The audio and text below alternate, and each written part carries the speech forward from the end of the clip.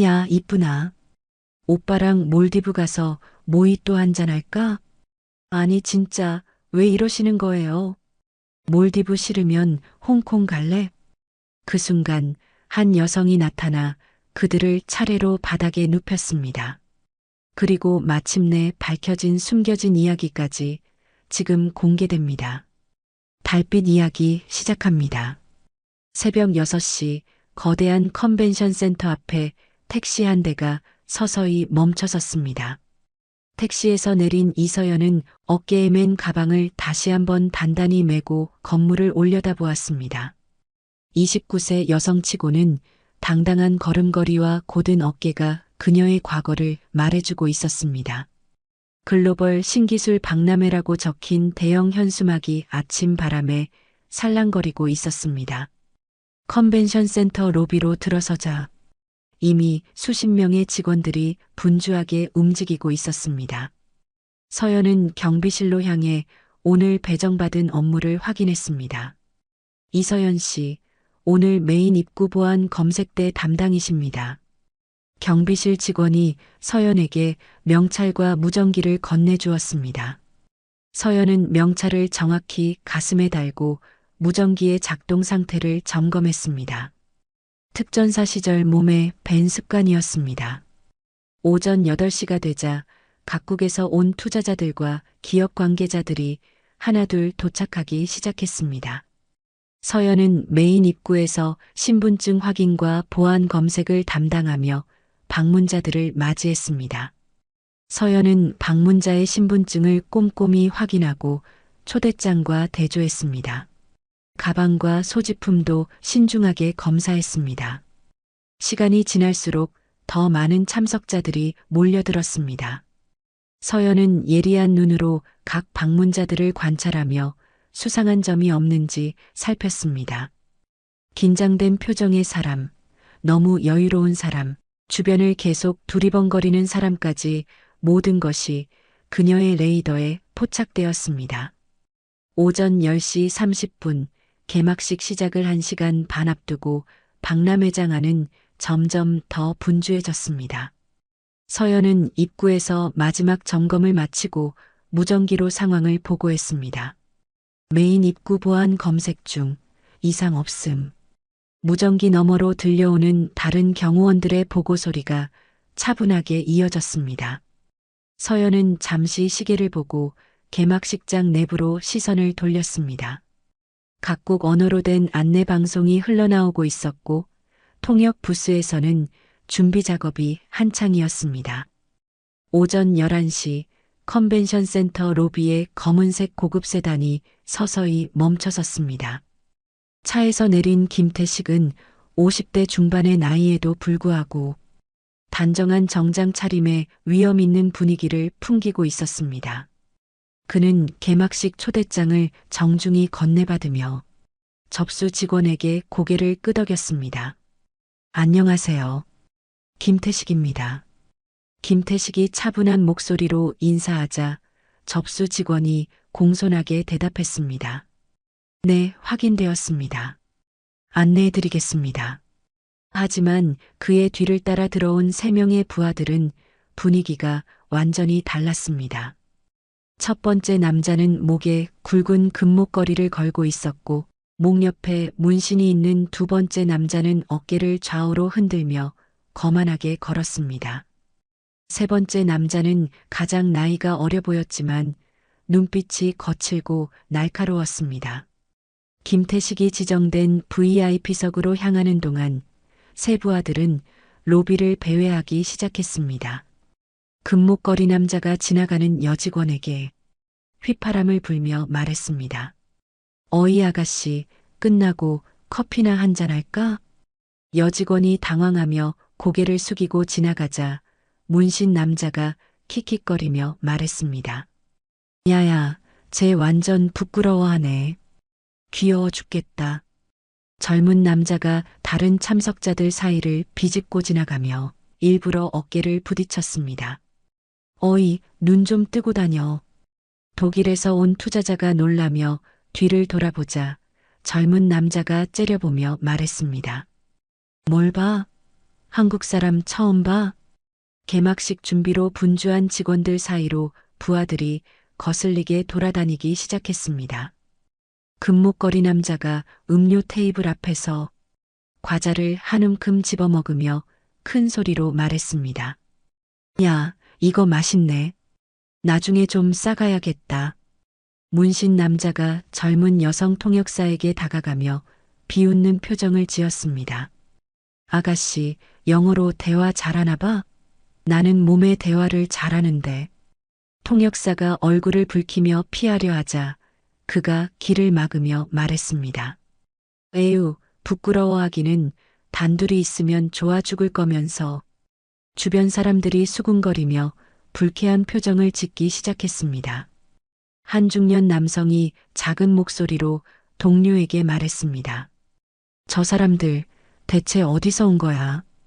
격 떨어지게. 금목걸이 남자가 그 말을 듣고 그 중년 남성에게 다가갔습니다. 어이 아저씨, 뭐라고 했어? 그런 말은 혼잣말로 해야지. 다 들리게 하면 뭐, 어떻게 해달라는 거야? 중년 남성이 당황해서 손을 저으며 말했습니다. 아니, 저는 그냥 뭐 조져달라고. 금목걸이 남자가 위협적으로 다가서자 중년 남성이 뒷걸음질 쳤습니다. 문신 남자가 또 다른 여직원을 발견하고 다가가며 말했습니다. 어이 이쁜이, 오빠랑 몰디브 가서 모히또 한잔 할까? 여직원이 피하려 하자 그가 팔을 벌려 길을 막으며 말했습니다. 아니 어디가? 몰디브 싫어? 그러면 홍콩 보내줄까? 왜 이러세요? 누가 좀 도와주세요. 여직원이 당황해 뒤로 물러나며 외쳤습니다. 메인 입구에서 보안 업무를 담당하던 서연의 무전기에서 급박한 목소리가 흘러나왔습니다. 로비에서 소란이 발생했습니다. 지원 요청합니다. 서연이 무전기를 입에 가져가며 신속하게 대답했습니다. 메인 입구에서 즉시 로비로 이동하겠습니다. 그녀는 입구 보안을 동료에게 맡기고 빠른 걸음으로 로비로 향했습니다. 로비에 도착한 서연의 눈에 들어온 광경은 예상보다 심각했습니다. 금목걸이 남자가 여직원의 어깨에 손을 올리며 말하고 있었습니다. 아가씨, 내가 홍콩 보내준다고. 홍콩 가는 거 좋아하게 생겼는데. 아니야. 여직원이 손을 뿌리치며 말했습니다. 왜 이러시는 거예요, 진짜? 왜 이러긴. 너가 좋으니까 그러지. 왜? 내가 너 좋아하면 안 되냐? 내가 너 좋아할 수 있는 거잖아. 금목걸이 남자가 괜히 얼굴을 붉히며 소리쳤습니다. 서연이 3명의 부하들에게 차분하지만 단호한 목소리로 말했습니다. 그만하십시오. 여기는 국제 박람회장입니다. 금목걸이 남자가 서연을 위아래로 훑어보며 비웃었습니다. 뭐야? 여자 경호원이야? 영화 같네. 나중에 우리가 네 앞에서 다 쓰러져 있겠다? 젊은 남자가 서연에게 다가서며 말했습니다. 아가씨, 그만 안 하면 뭐 어쩔 건데. 한판 하자고. 서연이 한 걸음 뒤로 물러서며 경고했습니다. 마지막으로 경고하겠습니다. 그만하시고 자리로 돌아가 주십시오. 문신 남자가 큰 소리로 웃으며 말했습니다. 야야, 자리로 돌아가 달라잖아. 자, 됐지? 네 옆이 내 자린데? 그가 서연에게 어깨동무를 하려 팔을 뻗는 순간 서연의 눈빛이 얼음처럼 차갑게 변했습니다. 비켜. 어머, 무서워라. 안 비키면? 문신 남자가 서연의 경고를 무시하고 팔을 뻗어 서연의 어깨에 팔을 걸쳤습니다. 그 순간 서연이 씩 웃더니 자신의 구두 뒷굽으로 바닥을 강하게 차며 남자의 발등을 꽉 밟았습니다. 아! 남자가 밟힌 발을 잡고 아파하는 순간 서연은 테이블 위에 플라스틱 컵을 걷어찼고 날아간 컵이 금목걸이 남자의 얼굴에 정통으로 맞았습니다. 야이! 금목걸이 남자가 눈을 부비며 달려들려 하자 서연은 한 발짝 앞서 회전하며 그를 스쳐 지나갔습니다. 회전과 동시에 팔꿈치로 그의 턱을 강타했고 그 충격에 금목걸이 남자가 뒤로 나가떨어지며 의자에 걸려 넘어졌습니다. 뒤에서 튀어나온 또 다른 남자가 주먹을 날렸습니다. 서연은 그 주먹을 피하는 대신 의자 하나를 발로 차서 남자의 정강이를 가격했습니다. 크! 남자가 순간 아파하며 정강이를 부여잡고 있는 사이 그의 팔을 잡아 위로 들어 올려 꺾었습니다. 팔이 위로 꺾이자 남자의 몸이 반쯤 굽혀졌고 서연은 그의 목덜미를 눌러 바닥에 얼굴이 닿게 했습니다. 다른 조폭이 의자를 들고 뒤에서 휘두르려는 순간 서연은 잽싸게 식탁 위로 올라섰습니다. 그녀가 몸을 날리듯 뛰어내리며 무릎으로 그의 어깨를 강하게 찍자 의자는 바닥에 나뒹굴고 남자는 고꾸라졌습니다. 이 미친년이. 금목걸이 남자가 마지막 기세를 부리며 달려들었지만 서연은 벽에 걸린 행사 리본을 벗겨 그의 다리에 걸어 넘어뜨렸습니다. 넘어진 남자의 몸 위에 올라선 서연은 팔을 꺾으며 한마디 던졌습니다. 어때, 성룡 영화 같아? 남자들이 바닥에 널브러진 채 신음하는 사이 주변의 침묵이 천천히 박수 소리로 바뀌기 시작했습니다. 3명의 부하를 모두 제압하는 데 걸린 시간은 채 1분도 되지 않았습니다. 로비에 있던 모든 사람들이 믿을 수 없다는 표정으로 서연을 바라보았습니다. 서연이 흐트러진 옷깃을 정리하며 수만 번 거칠지 않은 모습으로 말했습니다. 보안팀, 폐기물 쓰레기 밖으로 치워주십시오. 다른 경호원들이 급히 달려와 쓰러진 부하들을 부축했습니다. 금목걸이 남자가 비틀거리며 일어나서 서연을 노려보며 끌려나갔습니다. 나머지 2 부하도 서로를 부축하고 비틀거리며 로비를 빠져나갔습니다. 주변에 모여든 참석자들이 서연에게 박수를 보내며 소리쳤습니다. 와, 멋있다. 대단하다. 로비의 분위기가 다시 평온을 되찾았고 개막식 준비가 원활하게 진행되기 시작했습니다. 서연은 무전기를 들고 상황을 보고했습니다. 로비 상황 정리 완료. 부하 3명은 VIP석에 앉아있는 김태식을 찾아갔습니다. 김태식이 부하들의 얼굴을 보며 물었습니다. 너네 몰골이 그게 뭐냐? 또 뭔 사고 쳤어? 금목걸이 남자가 억울하다는 표정으로 말했습니다. 형님, 여자 경호원이. 김태식이 3 부하들의 상처를 번갈아 보며 말했습니다. 여자 경호원한테 쳐맞았다고? 문신 남자가 당황하며 말했습니다. 네. 저희는 그냥 좀 지루해서 장난 좀 쳤는데. 김태식이 날카로운 눈빛으로 말했습니다. 장난? 3 부하들이 서로 눈치를 보며 대답하지 못했습니다. 김태식이 큰 소리로 꾸짖었습니다. 이 새끼들이 쪽팔리게 진짜. 그 여자 경호원 어딨어?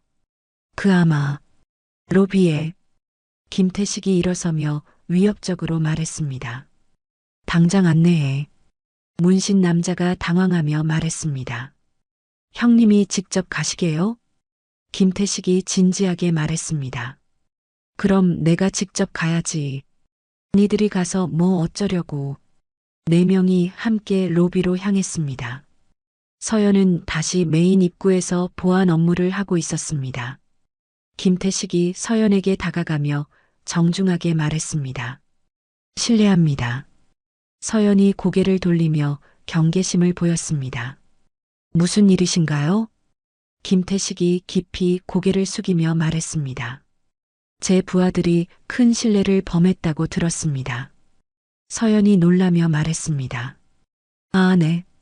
김태식이 3 부하를 앞으로 밀며 말했습니다. 이 새끼들아, 당장 사과드려. 3 부하가 동시에 90도로 고개를 숙이며 얼버무렸습니다. 죄송합니다. 서연이 당황하며 말했습니다. 아, 괜찮습니다. 김태식이 부하들을 노려보며 말했습니다. 똑바로 사과 안 해? 금목걸이 남자가 떨리는 목소리로 말했습니다. 저희가 무례하게 행동해서 죄송합니다. 문신 남자가 계속 말했습니다. 다른 분들에게 피해를 끼쳐서 죄송합니다.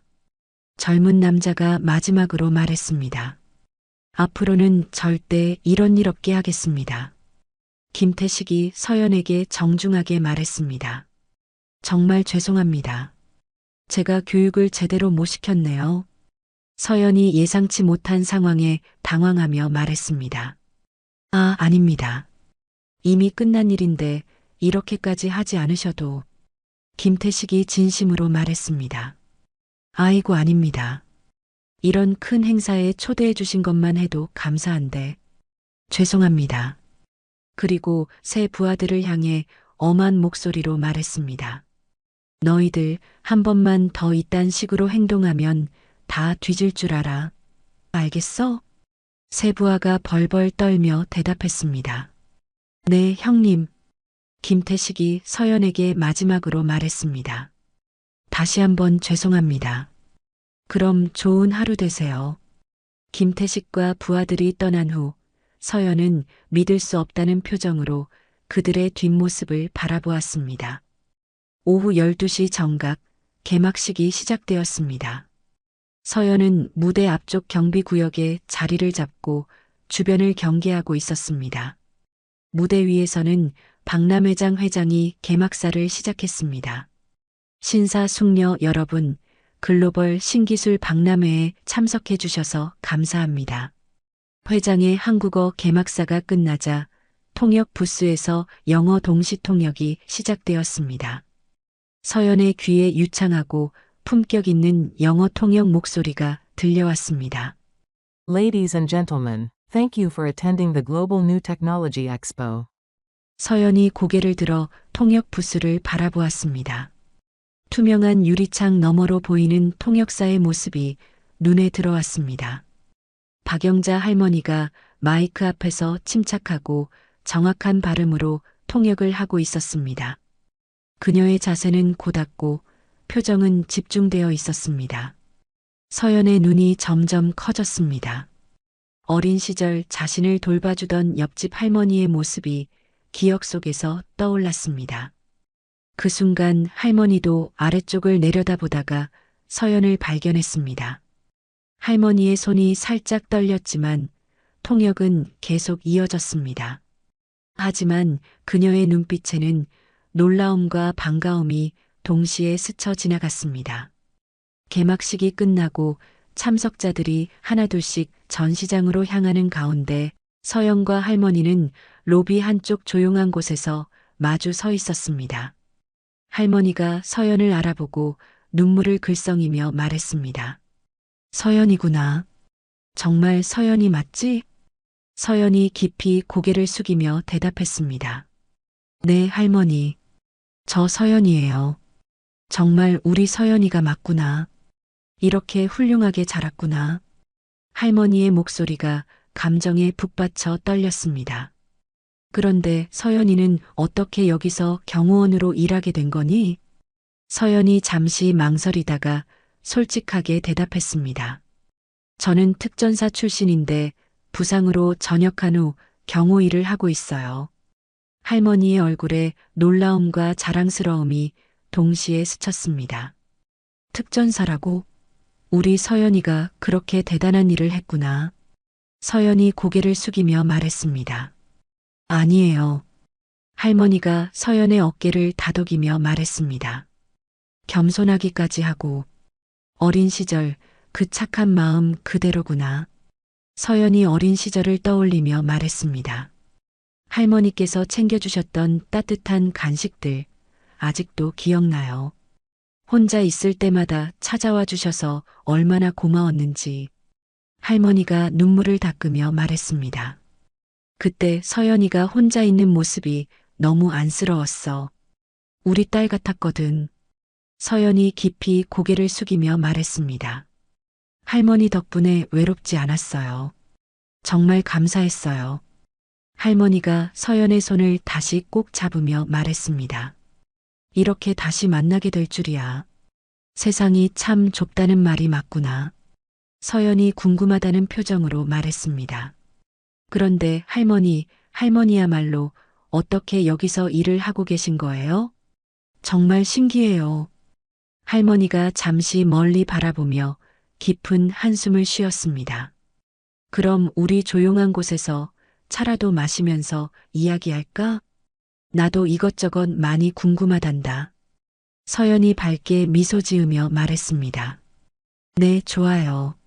저도 할머니께 하고 싶은 말이 많아요. 두 사람이 함께 카페 쪽으로 향하는 모습에서 오랜 세월을 뛰어넘은 따뜻한 인연이 느껴졌습니다. 컨벤션 센터 2층에 있는 조용한 카페에 서연과 할머니가 자리를 잡았습니다. 창가 테이블에 앉은 두 사람 앞에는 따뜻한 차 두 잔이 놓여 있었습니다. 할머니가 차를 한 모금 마시며 서연을 바라보았습니다. 할머니가 찻잔을 내려놓으며 말했습니다. 사실 6개월 전까지만 해도 할머니는 정말 힘든 나날을 보냈어. 서연이 안타까운 표정으로 할머니를 바라보았습니다. 할머니가 과거를 회상하며 말했습니다. 매일 아침 일찍 일어나서 박람회장 청소를 했지. 수십 년 동안 그렇게 살았어. 몸도 힘들었지만 마음이 더 힘들었어. 사람들이 할머니를 어떻게 대하는지. 그런데 6개월 전 어느 날 특별한 일이 일어났어. 서연이 궁금해하며 몸을 앞으로 기울였습니다. 어떤 일이요? 할머니가 눈빛을 반짝이며 말했습니다. 그날이 할머니 인생의 전환점이었어. 정말 운명 같은 날이었지. 카페의 조용한 분위기 속에서 할머니의 특별한 이야기가 시작될 준비가 되었습니다. 6개월 전 새벽 5시 30분. 박영자 할머니는 어둠이 채 거치지 않은 시간에 집을 나서고 있었습니다. 낡은 가방을 메고 버스 정류장으로 향하는 그녀의 걸음은 무겁고 지쳐 보였습니다. 오전 6시 컨벤션 센터에 도착한 할머니는 청소용품이 보관된 창고로 향했습니다.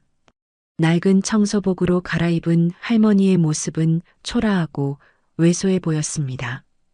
그녀는 걸레와 청소 도구들을 챙겨 1층 로비부터 청소를 시작했습니다. 오전 8시 직원들이 하나둘씩 출근하기 시작했습니다. 할머니는 구석에서 조용히 바닥을 닦고 있었지만 지나가는 직원들은 그녀를 마치 가구처럼 취급했습니다. 과장이 큰 소리로 전화 통화를 하며 로비를 가로질러 갔습니다. 네, 회장님. 오늘 행사 준비는 완벽합니다. 그는 할머니 바로 옆을 지나가면서도 그녀의 존재를 전혀 인식하지 않았습니다. 할머니는 과장이 지나갈 때까지 몸을 웅크리고 기다렸습니다. 오전 10시 할머니가 남자 화장실을 청소하고 있을 때 과장이 들어왔습니다. 그는 할머니를 보자 짜증스러운 표정을 지었습니다. 아니, 아직도 안 끝났습니까? 손님들 오기 전에 빨리 치우세요. 할머니가 고개를 숙이며 대답했습니다. 죄송합니다. 곧 마치겠습니다. 과장이 할머니를 째려보며 말했습니다. 아 참, 오줌 싸기도 불편하게. 잠시 나가 있으세요. 할머니가 당황하며 말했습니다. 저는 신경 쓰지 마시고 일 보시면 됩니다. 과장이 코웃음을 치며 말했습니다. 아니, 제가 신경이 쓰인다는데 말대답을 하시네. 할머니의 손이 떨리기 시작했습니다. 결국 그녀는 화장실 밖에서 과장이 나올 때까지 기다리다가 청소를 마저 했습니다. 오후 2시 할머니가 점심을 먹으려고 직원 휴게실로 들어갔습니다. 하지만 젊은 직원들이 테이블을 모두 차지하고 있었습니다. 한 직원이 할머니를 보고 동료에게 작은 소리로 말했습니다. 청소 아줌마 또 왔네. 냄새 안 나? 다른 직원이 킥킥거리며 대답했습니다. 맨날 화장실 청소하니까 그런 냄새 뵐 수밖에. 할머니는 이 말을 들었지만 모른 척하며 구석 자리에 앉았습니다. 그녀는 집에서 싸온 김밥을 조용히 꺼내 먹기 시작했습니다. 직원들이 계속해서 수군거렸습니다. 저 나이에 왜 아직도 일하지? 자식들이 안 돌봐주나? 자식이 있기나 할까?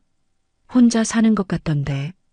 할머니는 김밥을 삼키기가 어려웠지만 꾹 참고 식사를 마쳤습니다. 오후 4시 외국인 고객들이 박람회장을 둘러보고 있었습니다. 할머니가 복도를 청소하고 있을 때 2명의 영국인 사업가가 지나가며 영어로 대화하고 있었습니다. 할머니는 그들의 대화를 완벽하게 이해했지만 아무런 반응을 보이지 않았습니다. 그녀는 30년간 그래왔듯이 그저 조용히 청소만 계속했습니다. 외국인들은 할머니를 지나치며 전혀 관심을 보이지 않았습니다. 오후 6시 하루 일과가 끝나갈 무렵 과장이 다시 나타났습니다. 그는 할머니가 청소 도구를 정리하는 모습을 보고 불쾌한 표정을 지었습니다. 내일은 좀 더 일찍 와주세요. 오늘 VIP 화장실 청소가 엉망이었어요. 할머니가 당황하며 말했습니다. 제가 3번이나 확인했는데 과장이 화를 내며 말했습니다. 확인했다고요? 그럼 왜 휴지통이 넘쳐 흘렀어요? 할머니가 억울하다는 표정으로 말했습니다. 제가 비운 후에 누군가 더 버린 것 같은데. 과장이 손을 저으며 말했습니다. 아까부터 계속 말대답하면서 변명하시네. 아무튼 내일부터는 좀 일찍 나오세요. 할머니는 아무 말도 할 수 없었습니다. 그녀는 고개만 끄덕이며 과장의 지시를 받아들였습니다. 저녁 7시 모든 직원들이 퇴근한 후 할머니 혼자 남았습니다. 텅 빈 박람회장에서 그녀는 마지막 청소를 마무리하고 있었습니다. 할머니는 걸레질을 하면서 작은 소리로 중얼거렸습니다. 언제까지 이렇게 살아야 하나? 그녀의 목소리에는 30년간 쌓인 피로와 절망감이 배어 있었습니다. 하지만 생계를 위해서는 이 일을 포기할 수도 없었습니다. 할머니는 청소 도구를 창고에 정리하고 무거운 발걸음으로 집으로 향했습니다. 그날도 어김없이 반복되는 무시와 구박 속에서 하루가 지나갔습니다. 그러던 어느 날 중요한 국제투자 설명회가 열리는 날 아침이었습니다. 오전 9시 박람회장은 평소보다 더욱 분주한 분위기였습니다. 할머니는 언제나처럼 일찍 와서 청소를 마치고 구석에서 걸레를 정리하고 있었습니다. 과장이 휴대폰을 들고 급하게 통화하고 있었습니다. 그의 얼굴에는 당황스러운 표정이 역력했습니다. 네, 갑자기 취소라고요? 그럼 오늘 통역은 어떻게 하라는 거예요? 과장의 목소리가 점점 높아졌습니다. 아니, 선생님. 제가 통역료를 조금 조정하자고 했다고 해서 이렇게 갑자기. 상대방이 전화를 끊었는지 과장이 휴대폰을 내려다보며 욕설을 내뱉었습니다. 이런 망할. 과장은 사무실을 서성거리며 다른 통역사를 찾으려고 여러 곳에 전화를 걸기 시작했습니다. 여보세요? 급하게 영어 통역사 구할 수 있나요? 네, 오늘이요. 첫 번째 전화는 실패였습니다. 안녕하세요. 혹시 오늘 당장 통역 가능한 분 계신가요? 아, 그렇군요. 두 번째 전화도 마찬가지였습니다. 과장의 이마에 식은땀이 맺히기 시작했습니다. 오전 10시에 중요한 외국인 투자자들이 도착할 예정이었는데 시간은 계속 흘러가고 있었습니다. 오전 9시 20분 과장이 세 번째 통역업체에 전화를 걸었습니다. 제발 부탁드립니다. 정말 급한 상황이에요. 네. 당일 요청은 불가능하다고요? 과장이 전화를 끊고 책상에 주먹을 내리쳤습니다. 망했다. 완전히 망했어. 그때 회장실에서 내선 전화가 걸려왔습니다. 과장이 떨리는 손으로 전화를 받았습니다. 네, 회장님. 네. 투자자분들이 일찍 도착하신다고요? 9시 30분에요? 과장의 얼굴이 새하얗게 변했습니다. 네, 통역 준비는? 네, 물론 완벽하게 준비되어 있습니다. 과장이 거짓말을 하며 전화를 끊었습니다. 그는 사무실 안을 미친 듯이 돌아다니며 해결책을 찾으려 했습니다. 그때 할머니가 과장 사무실 앞 복도를 청소하고 있었습니다. 사무실 문이 열려 있어서 과장의 절망적인 독백이 들려왔습니다. 어떻게 하지? 회장님께 사실대로 말해야 하나? 아니면 과장이 머리를 감싸쥐고 앉아 있었습니다. 할머니는 과장의 상황이 심각하다는 것을 직감했습니다. 그녀는 수십 년간 이곳에서 일하면서 이런 위기 상황을 여러 번 목격했었습니다. 오전 9시 25분 과장이 마지막으로 통역업체에 전화를 걸었습니다. 정말 제발 부탁드립니다. 돈은 얼마든지 드릴게요. 네, 정말 안 되나요? 상대방의 단호한 거절에 과장이 전화를 끊고 절망했습니다. 완전히 끝났다. 회장님께 뭐라고 설명하지? 과장은 책상에 엎드려 한숨만 연신 내쉬었습니다. 오전 9시 30분 회장실에서 또 내선 전화가 걸려왔습니다. 과장이 공포에 질린 표정으로 전화를 받았습니다. 네, 회장님. 네, 지금 로비에 도착하셨다고요? 과장의 목소리가 떨렸습니다. 네, 통역사는 곧 준비될 예정입니다. 과장이 또다시 거짓말을 했습니다. 전화를 끊은 과장이 거울을 보며 넥타이를 매만졌습니다. 그의 얼굴은 창백했고 손은 계속 떨리고 있었습니다. 어떻게 하지? 정말 어떻게 하지? 과장이 사무실 문을 열고 나오자 할머니와 마주쳤습니다. 할머니는 복도에서 청소를 하며 과장의 절망적인 상황을 지켜보고 있었습니다. 과장이 할머니를 보고 짜증스럽게 말했습니다. 아니, 왜 여기서 어슬렁거려요? 다른 데 가서 청소나 하세요. 할머니가 조심스럽게 말했습니다. 혹시 무슨 어려운 일이 있으신가요? 과장이 화를 내며 말했습니다. 할머니가 알 거 없어요. 그냥 청소나 해요. 하지만 과장의 절망적인 상황은 계속되고 있었습니다. 시간은 흘러가고 외국인 투자자들은 이미 로비에서 기다리고 있었습니다. 과장이 로비로 내려가야 하는 시간이 다가오고 있었습니다. 그는 어떤 기적이라도 일어나기를 간절히 바라고 있었습니다. 과장이 로비로 내려가기 직전 할머니가 조심스럽게 다가갔습니다. 할머니가 떨리는 목소리로 말했습니다. 과장님, 죄송하지만 한 말씀 드려도 될까요? 과장이 짜증스럽게 돌아보며 말했습니다. 지금 그럴 때가 아닙니다. 나중에 해요. 할머니가 용기를 내어 계속 말했습니다. 통역사가 필요하신 것 같은데 혹시 제가 해도 될까요? 뭐라고요? 할머니가 통역을 한다고요? 네, 제가 영어를 조금 할 줄 압니다. 과장이 큰 소리로 웃으며 말했습니다. 하하, 청소부가 무슨 통역을 해? 정신이 나갔나? 할머니가 당당하게 대답했습니다. 저는 젊었을 때 영국에서 공부한 적이 있습니다. 과장의 웃음이 멈췄습니다. 그는 할머니를 다시 한번 자세히 바라보았습니다. 영국에서 공부했다고요? 설마 진짜로? 네, 런던에서 2년간 공부했습니다. 그럼 영어를 정말 할 줄 안다고요? 할머니가 자신 있게 영어로 대답했습니다. Yes, I can speak English fluently. I studied English literature at university in London. 과장의 눈이 커졌습니다. 할머니의 발음과 문법이 상당히 정확했기 때문입니다. 과장이 당황하며 말했습니다. 정말이네? 그럼 비즈니스 영어도 할 수 있어요? 할머니가 자신감을 보이며 말했습니다.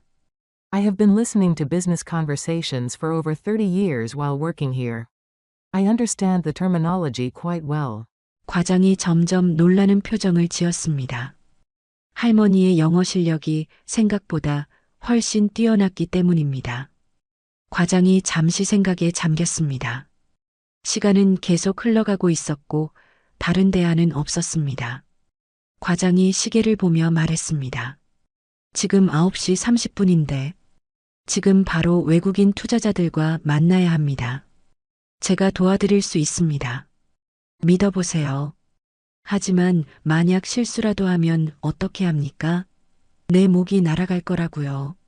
실수하지 않겠습니다. 수십 년간 이곳에서 일하며 수많은 외국인들의 대화를 들어왔습니다. 과장이 마지막으로 물었습니다. 정말 자신 있어요? 이건 장난이 아닙니다. 할머니가 눈을 반짝이며 말했습니다. 네, 자신 있습니다. 과장이 시계를 다시 보며 결단을 내렸습니다. 좋아요, 해봅시다. 하지만 절대 실수하면 안 돼요.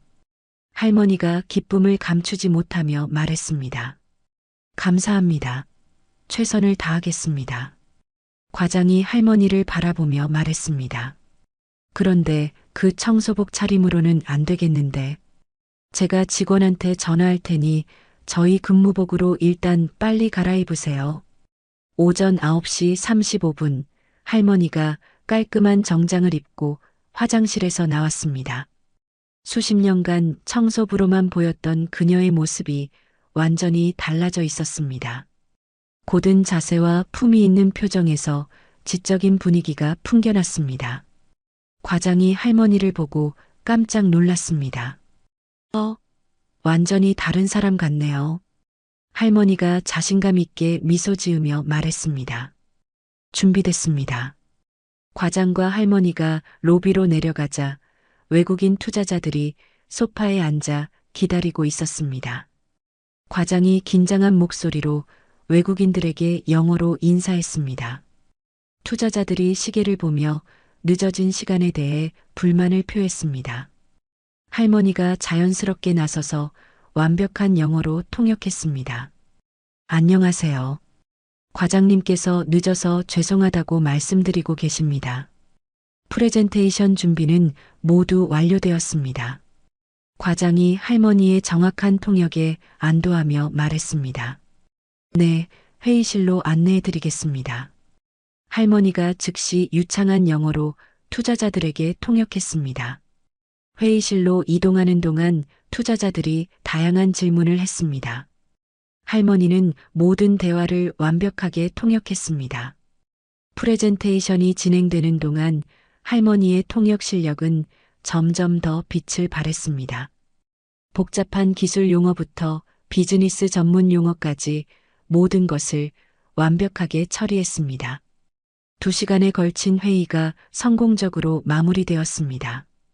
투자자들이 일어서며 만족스러운 표정을 지었습니다. 영국 투자자가 할머니의 완벽한 통역에 대해 극찬했습니다. 할머니가 겸손하게 감사 인사를 전했습니다. 투자자들이 떠난 후 과장이 할머니에게 다가갔습니다. 그의 얼굴에는 감사와 놀라움이 동시에 스쳐 지나갔습니다. 과장이 진심으로 말했습니다. 정말 감사합니다. 당신 덕분에 큰 일을 해결했어요. 할머니가 미소 지으며 말했습니다. 제가 도움이 될 수 있어서 기뻤습니다. 과장이 할머니를 다시 한번 바라보며 말했습니다. 수십 년 동안 이런 실력이 있다는 걸 몰랐네요. 정말 죄송합니다. 할머니의 눈에 기쁨의 눈물이 맺혔습니다.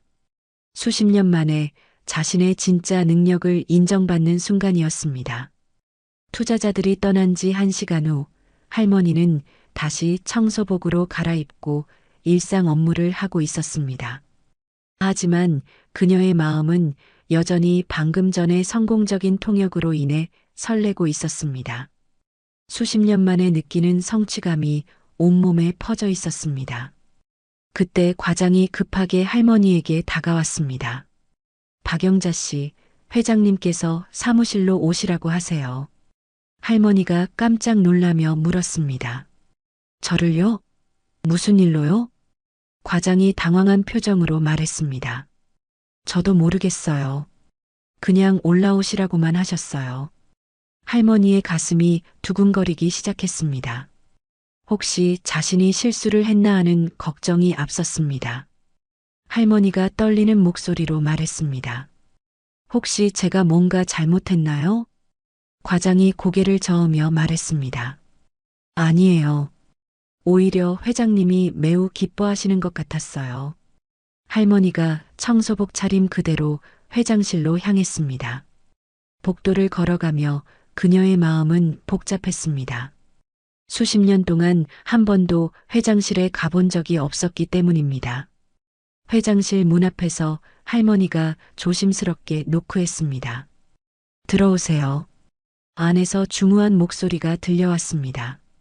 할머니가 문을 열고 들어가자 60대 중반의 회장이 따뜻한 미소로 그녀를 맞이했습니다.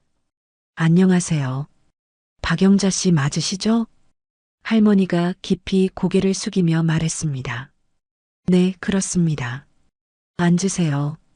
편하게 앉으시고요. 할머니가 조심스럽게 의자 끝에 앉았습니다. 그녀는 여전히 긴장한 표정이었습니다. 회장이 친근하게 말했습니다. 오늘 정말 수고 많으셨어요. 덕분에 큰 투자를 유치할 수 있을 것 같습니다. 별 말씀을요. 제가 한 게 별로 없습니다. 아니에요. 투자자들이 극찬했어요. 이렇게 훌륭한 통역은 처음이라고 하더군요. 할머니의 얼굴에 작은 미소가 떠올랐습니다. 회장이 궁금하다는 표정으로 말했습니다. 그런데 정말 궁금한 게 있어요. 어떻게 이런 훌륭한 분이 청소 일을 하고 계신 거죠? 그건 제 나름의 사정이 있었습니다. 할머니가 깊은 한숨을 쉬며 말했습니다. 사실 저는 젊었을 때 꿈이 있었습니다. 어떤 꿈이었나요? 영문학을 공부하고 싶었어요. 그래서 대학에 들어갔죠. 회장이 놀라며 말했습니다. 대학을 다니셨다고요? 네, 서울의 달빛대학 영문학과에 다녔습니다. 그럼 어떻게 영국까지 가게 되신 건가요? 할머니의 눈에 그때의 기억이 떠올랐습니다. 운 좋게 장학금을 받아서 런던으로 유학을 갔어요. 대단하시네요. 그 시절에 영국 유학이라니. 하지만 끝까지 마치지 못했어요. 회장이 안타까운 표정으로 말했습니다. 무슨 일이 있었나요? 갑작스럽게 가족에게 경제적 위기가 닥쳤어요. 그래서 학업을 중단하신 건가요? 할머니가 고개를 끄덕이며 말했습니다. 어쩔 수 없이 한국으로 돌아와야 했어요. 가족을 도와야 했거든요. 정말 힘드셨겠어요. 할머니가 눈물을 글썽이며 말했습니다. 그 후로 이곳 저곳에서 일하다가 이곳에서 청소 일을 하게 되었습니다. 그런 어려운 상황에서도 영어 실력을 잃지 않으신 게 대단해요. 수십 년 동안 이곳에서 일하며 외국인들의 대화를 많이 들었어요. 그게 도움이 되었죠. 회장이 할머니의 이야기에 깊이 빠져들며 말했습니다. 유학 시절 이야기를 좀 더 자세히 들려주시겠어요? 할머니가 창밖을 바라보며 그때를 회상했습니다. 1970년대 후반이었어요. 제가 22살 때였죠. 그 시절에 여성이 해외 유학을 간다는 건 정말 어려운 일이었을 텐데요. 네, 정말 힘들었어요. 부모님도 처음에는 반대하셨고요. 하지만 영어를 더 깊이 공부하고 싶었어요. 영문학의 본고장에서 배우고 싶었거든요. 런던에 도착했을 때의 기분을 아직도 잊을 수 없어요. 그녀의 눈에 그때의 설렘이 되살아났습니다. 처음 보는 영국의 거리, 들리는 모든 영어 대화, 그 모든 게 꿈만 같았어요. 처음에는 정말 힘들었어요. 아무리 한국에서 공부했어도 실제 현지 영어는 달랐거든요. 그녀가 계속해서 말했습니다. 그래도 정말 행복했어요. 매일매일이 새로운 발견의 연속이었거든요. 하지만 그녀의 표정이 점점 어두워졌습니다. 그런데 2년째 되는 해에 갑작스럽게 집에서 연락이 왔어요. 회장이 안타까운 표정으로 이야기를 경청하고 있었습니다. 할머니가 깊은 한숨을 쉬며 말했습니다. 아버지의 사업이 망했다는 소식이었어요. 회장이 놀라며 말했습니다. 갑작스럽게요? 할머니가 고개를 끄덕이며 말했습니다. 보증을 잘못 써셨다가 하루아침에 모든 걸 잃으셨어요. 집도 가게도 모든 걸 날렸다고 하시더라고요. 가족들이 길거리로 나앉을 상황이었어요. 어쩔 수 없이 학업을 포기해야 했죠. 회장이 깊이 공감하며 말했습니다. 가족을 위해 희생하신 거군요. 선택의 여지가 없었어요. 당장 한국으로 돌아가서 일을 해야 했거든요. 런던에서 바로 돌아오신 건가요? 짐을 싸는데 일주일밖에 시간이 없었어요. 그녀의 목소리에 그때의 아쉬움이 배어 있었습니다. 2년간 정들었던 도서관, 친구들, 교수님들, 모든 걸 뒤로하고 떠나야 했어요. 한국에 돌아와서는 고졸 학력으로 살아야 했어요. 영국 대학도 중퇴, 한국 대학도 자퇴한 상태였거든요.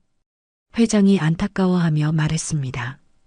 그럼 그 뛰어난 영어 실력에도 불구하고 할머니가 씁쓸하게 말했습니다.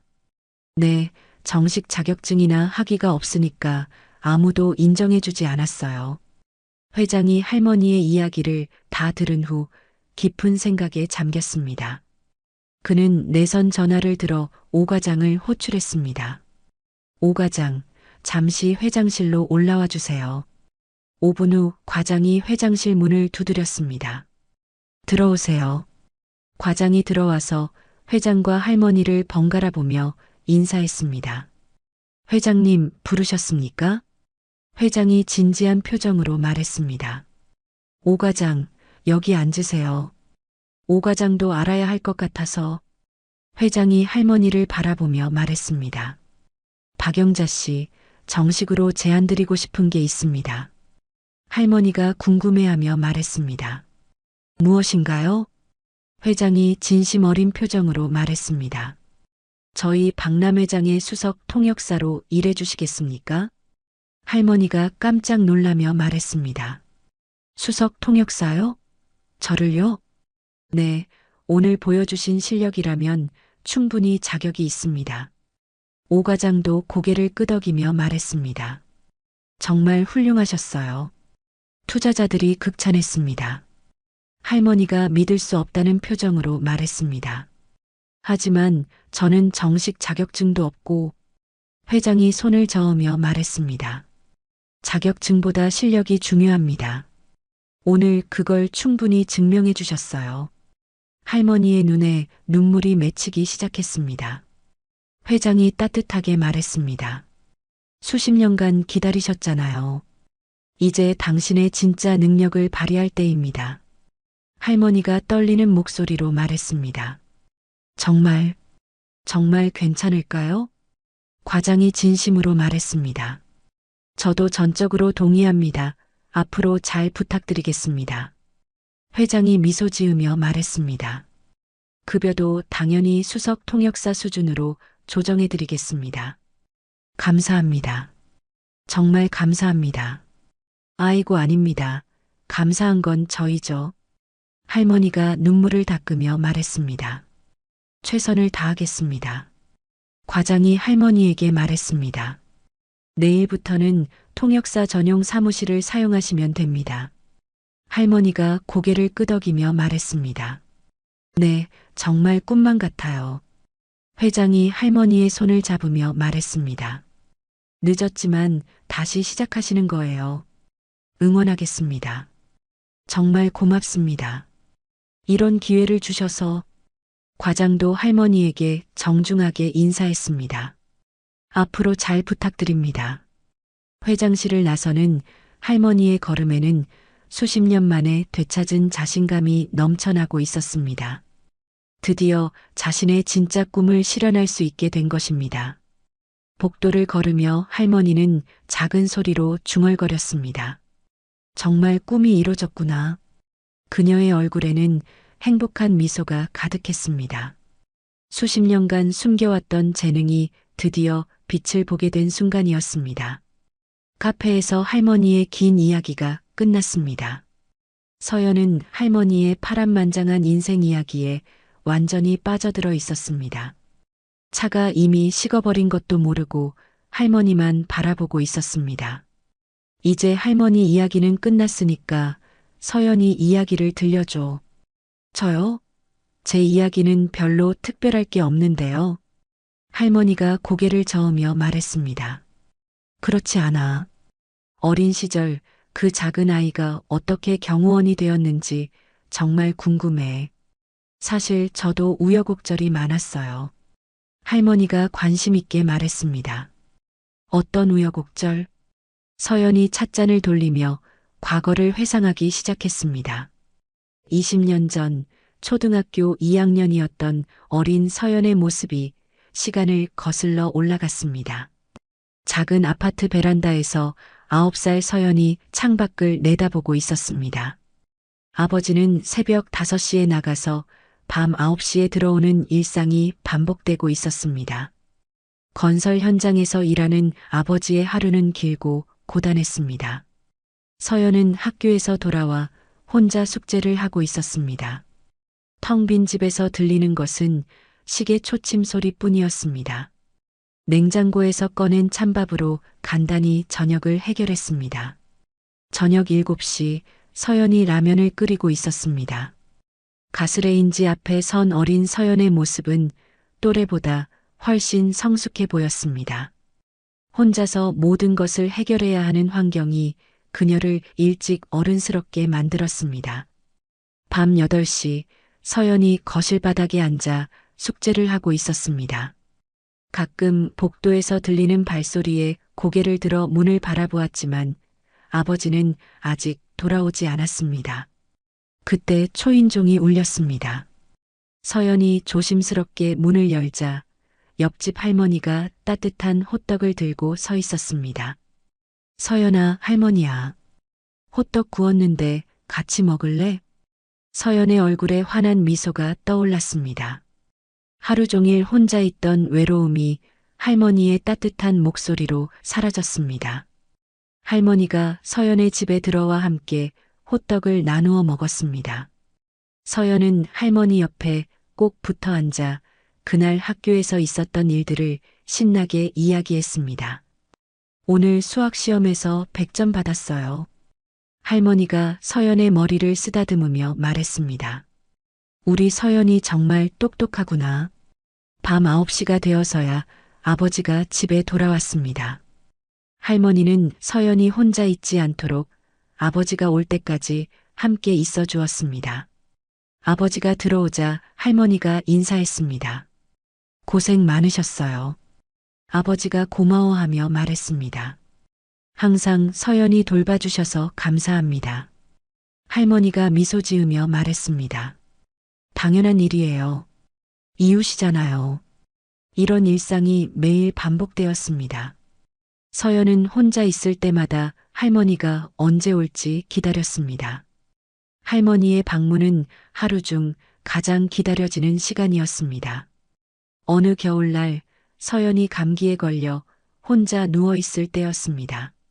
할머니가 끓인 따뜻한 죽을 가져다 주었습니다. 열이 있는 서연의 이마에 찬 수건을 올려주며 돌봐주었습니다. 할머니가 있으니까 무섭지 않아. 서연이 작은 목소리로 말했습니다. 할머니가 서연의 손을 잡아주며 말했습니다. 그래, 할머니가 항상 여기 있어. 아버지가 일찍 들어온 날에는 세 사람이 함께 저녁을 먹기도 했습니다. 아버지는 할머니께 항상 고마움을 표했고 할머니는 서연이 혼자 있는 시간을 줄여주려 노력했습니다. 서연의 생일날 할머니가 직접 만든 미역국과 작은 케이크를 가져왔습니다. 촛불을 켜고 생일 축하 노래를 불러주었습니다. 서연은 그날을 평생 잊을 수 없는 생일로 기억했습니다. 시간이 흘러 서연이 중학생일 때 이사를 가게 되면서 할머니와는 자연스럽게 연락이 끊기게 되었습니다. 고등학교 3학년 교실. 19세의 서연이 창문 밖을 바라보며 깊은 고민에 잠겨 있었습니다. 다른 친구들은 대학 입학 원서를 작성하느라 분주했지만 서연의 책상 위에는 취업 정보지만 펼쳐져 있었습니다. 방과 후 서연이 집으로 돌아가는 길에 아버지와 마주쳤습니다. 아버지는 건설 현장에서 일하고 돌아오는 길이었는데 얼굴에는 깊은 피로가 역력했습니다. 허리를 구부정하게 굽힌 채 천천히 걸어오는 아버지의 모습을 보며 서연의 가슴이 먹먹해졌습니다. 집에 도착한 서연이 아버지에게 말했습니다. 아버지, 대학 안 가고 취업할게요. 아버지가 깜짝 놀라며 말했습니다. 왜? 너는 공부를 잘하는데. 집안 형편도 어렵고 아버지도 많이 힘드시잖아요. 아버지가 안타까워하며 말했습니다. 서연아, 아빠는 괜찮아. 하지만 서연의 마음은 이미 정해져 있었습니다.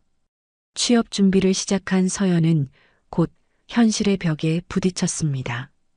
고졸 여성이 지원할 수 있는 일자리는 많지 않았고 급여도 생활하기 어려울 정도로 적었습니다.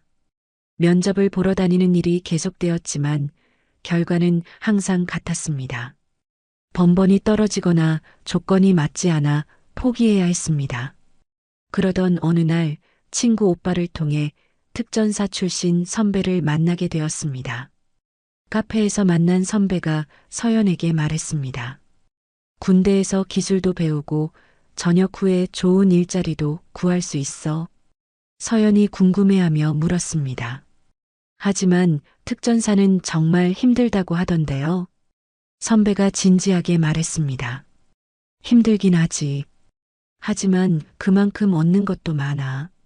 집에 돌아온 서연이 아버지에게 특전사 지원 의사를 밝혔습니다.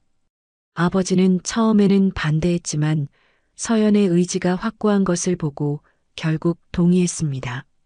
면접에서 면접관이 물었습니다. 왜 특전사에 지원했습니까? 서연이 당당하게 대답했습니다. 나라를 지키고 제 자신도 성장하고 싶습니다. 몇 주 후 합격 통지서가 도착했습니다. 서연과 아버지가 함께 기뻐하며 포옹했습니다. 이렇게 서연의 특전사 생활이 시작되었습니다. 어려운 가정 형편과 아버지를 돕고 싶은 마음, 그리고 자신의 미래를 위한 선택이었습니다. 2년 전 12월 지리산 특전사 부대의 수색 구조팀이 산악 지역에 배치되었습니다.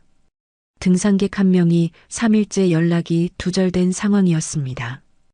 혹독한 추위와 깊은 눈이 수색 작업을 더욱 어렵게 만들고 있었습니다. 서연과 동료 4명이 한 팀을 이루어 험난한 산길을 올라가고 있었습니다. 김상사를 비롯한 선배들과 함께 조심스럽게 발걸음을 옮겼습니다. 눈이 무릎까지 쌓인 가파른 산길에서 실종자의 흔적을 찾고 있었습니다. 둘째 날 저녁 무렵 드디어 실종자를 발견했습니다.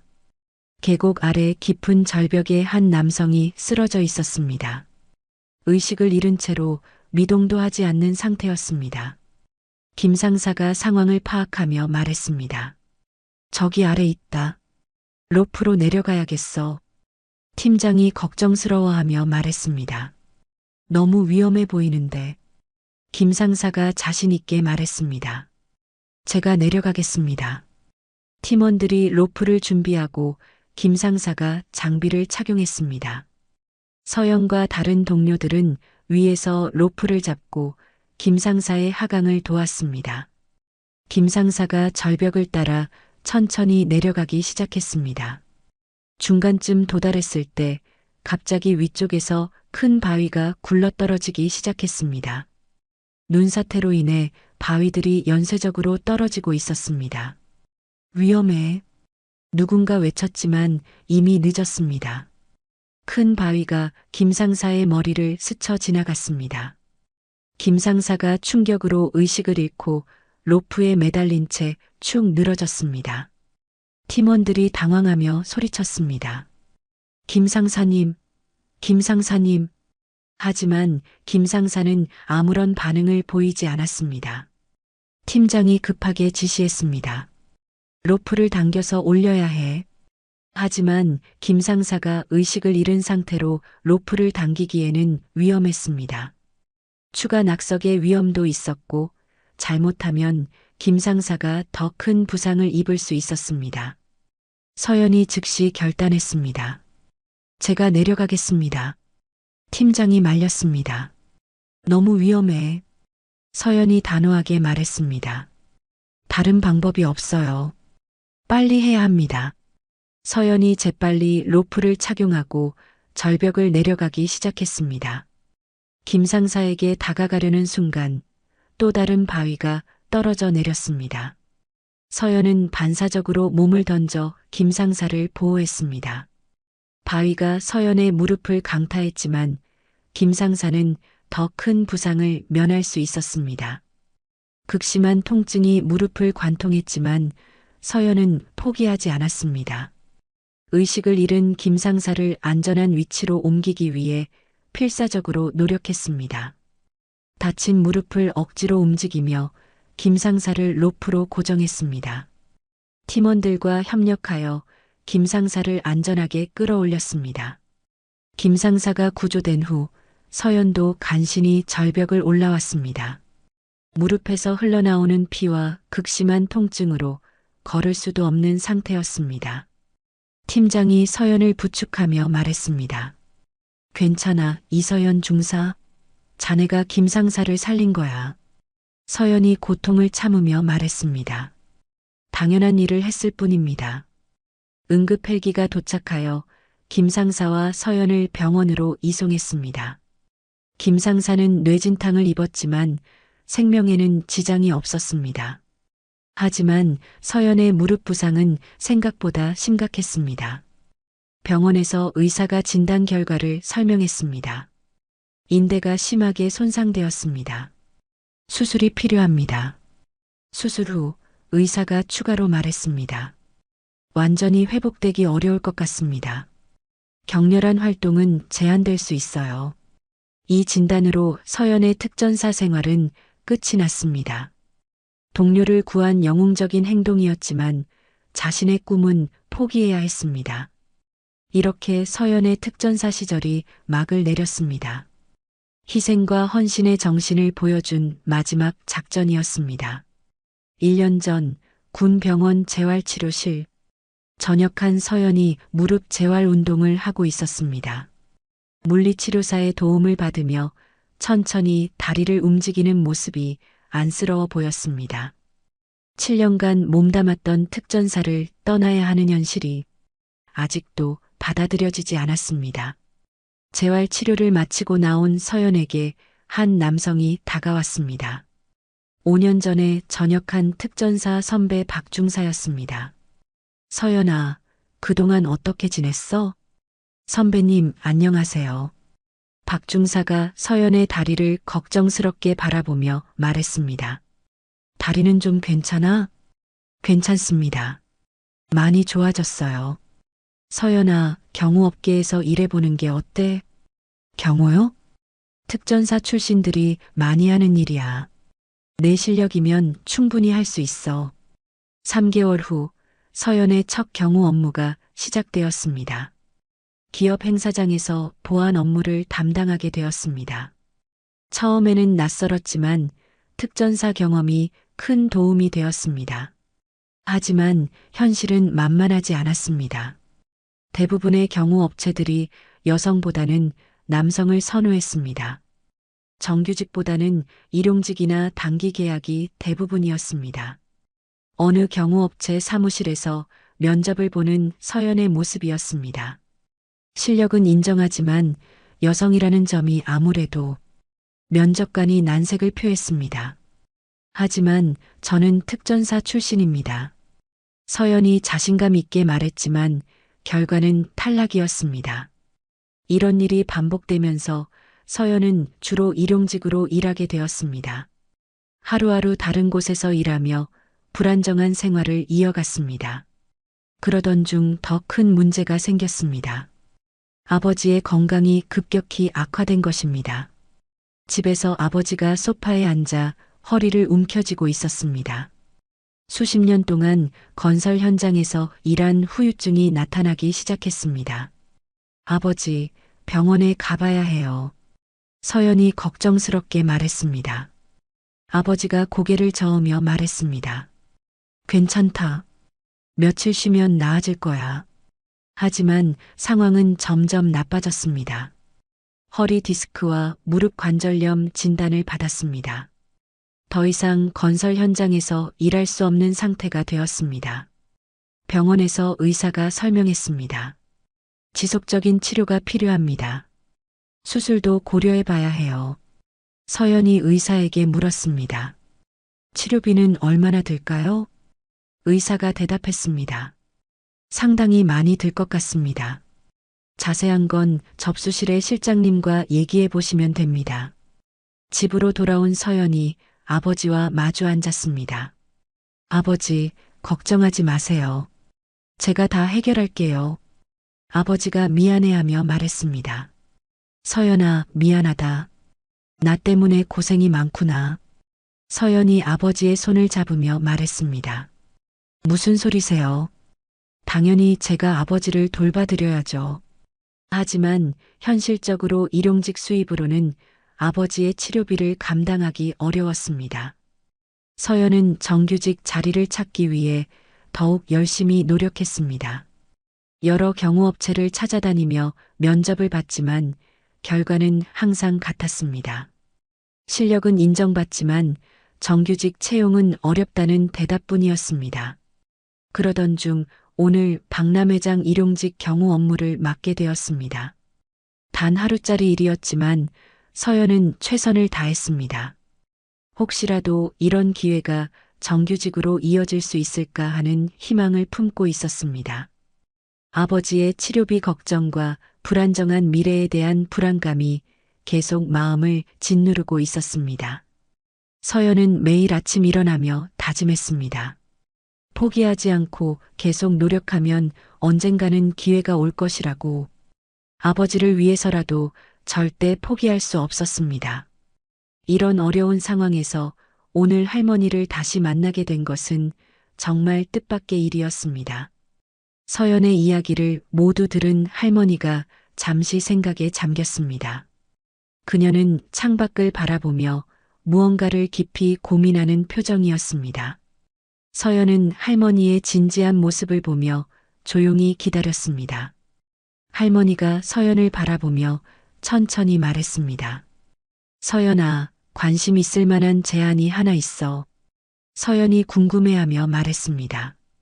제안이요? 우리 박람회장에서도 정식 경호원이 있어. 서연이 놀라며 말했습니다. 정말요? 응, 최근에 보안을 강화하기로 했거든. 서연이 기대감을 보이며 말했습니다. 그럼 정규직인가요? 물론이지. 4대 보험에 퇴직금까지 다 있어. 정말이에요? 할머니가 서연이 말해준 오늘 일을 떠올리며 말했습니다. 오늘 현장에서 조폭들도 제압했다면서? 서연이 겸손하게 말했습니다. 그건 그냥. 할머니가 자신 있게 말했습니다. 내가 회장님께 추천해 줄게. 추천요? 그런 큰 일을 어떻게 해? 할머니가 미소 지으며 말했습니다. 지금 내가 수석 통역사잖아. 회장님께서 신뢰해 주시거든. 서연이 조금씩 용기를 내며 말했습니다. 그럼 정말 추천해 주실 수 있으세요? 당연하지. 내일 당장 말씀드릴게. 서연이 미래에 대한 희망을 품으며 말했습니다. 정규직이 되면 아버지 치료비 걱정도 덜겠네요. 그럼 정말 좋겠어. 할머니 덕분에 새로운 희망이 생겼어요. 할머니가 따뜻하게 말했습니다. 희망은 언제나 있는 거야. 포기하지만 않으면. 두 사람 사이에 따뜻한 희망이 흘렀습니다. 어린 시절의 작은 인연이 이렇게 큰 기회로 이어지고 있었습니다. 한 달 후 아침 8시 서연이 박람회장 정문 앞에 서 있었습니다. 이번에는 일용직이 아닌 정식 직원으로서의 첫 출근이었습니다. 그녀의 얼굴에는 설렘과 긴장이 동시에 스쳐 지나갔습니다. 서연이 정문을 통과하며 경비실 직원에게 인사했습니다. 안녕하세요. 오늘부터 경호팀에 합류하게 된 이서연입니다. 경비실 직원이 반갑게 맞아주었습니다. 아, 서연 씨. 한 달 전에 조폭들 혼내준 그분이시죠? 정말 멋있었어요. 서연이 겸손하게 미소 지으며 말했습니다. 감사합니다. 경비실 직원이 배지와 장비를 건네주며 말했습니다. 축하드려요. 서연이 배지를 받아들며 감격했습니다. 한 달 전까지만 해도 하루 계약의 일용직이었는데 이제는 정규직 경호원이 되었습니다. 로비를 지나며 서연은 한 달 전 조폭들을 제압했던 그 자리를 바라보았습니다. 그때의 일이 자신의 인생을 바꾸는 계기가 되었다는 생각에 감회가 새로웠습니다. 경호팀 사무실에 도착한 서연을 팀장이 반갑게 맞아주었습니다. 서연 씨, 어서 오세요. 오늘부터 우리 팀의 정식 일원입니다. 서연이 깊이 인사하며 말했습니다. 잘 부탁드리겠습니다. 팀장이 서연을 다른 팀원들에게 소개했습니다. 여러분, 이분이 새로 합류하신 이서연 씨입니다. 다른 팀원들이 박수를 치며 환영했습니다. 그들 대부분이 한 달 전 서연의 활약을 직접 보았던 사람들이었습니다. 오전 업무 브리핑이 끝난 후 서연은 점심시간에 할머니를 만나기 위해 2층 카페로 향했습니다. 이제는 일주일에 한 번씩 함께 점심을 먹는 것이 둘의 새로운 일상이 되었습니다. 카페에 먼저 도착한 할머니가 반갑게 손을 흔들었습니다. 서연아, 여기. 서연이 할머니 옆에 앉으며 말했습니다. 할머니, 오늘도 통역 업무 많으셨어요?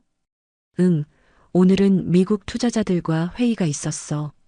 할머니 표정이 정말 밝아지셨어요. 할머니가 웃으며 말했습니다. 서연이도 마찬가지야. 정규직 되고 나서 얼굴이 환해졌어. 모든 게 할머니 덕분이에요. 아니야, 서연이 실력 덕분이지. 서연이 근황을 전하며 말했습니다. 아버지 치료도 이제 제대로 받으실 수 있게 됐어요. 정말 다행이야. 아버지 건강이 좋아지시겠네. 네, 경제적 걱정 없이 치료에만 집중하실 수 있어요. 할머니가 서연의 성장을 보며 말했습니다. 팀에서는 어때? 적응 잘 되고 있어? 네, 동료들이 정말 잘해주세요.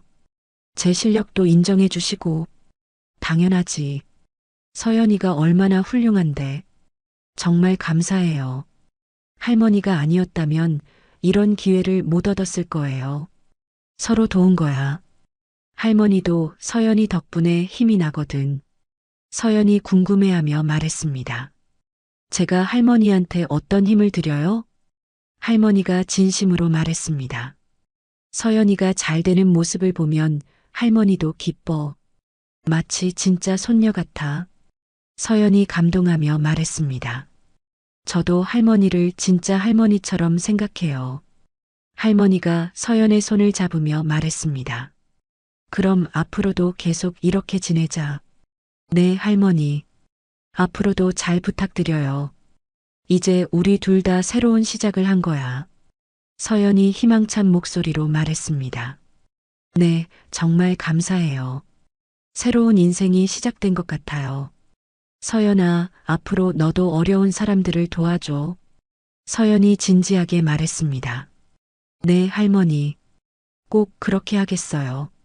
그래, 받은 도움을 다시 베푸는 게 세상을 아름답게 만드는 거야. 할머니께서 보여주신 것처럼 저도 그렇게 살게요. 점심시간이 끝나갈 무렵 두 사람은 각자의 자리로 돌아가기 위해 일어났습니다. 할머니가 서연을 바라보며 말했습니다.